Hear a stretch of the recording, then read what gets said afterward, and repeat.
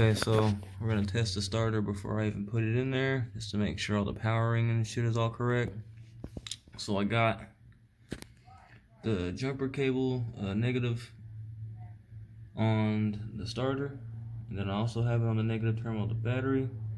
I have all the power wires hooked up from the power terminal and the S terminal. So we're gonna go in the car, and I'm gonna try to start it with the ignition switch as I always do. And we're gonna see how this goes.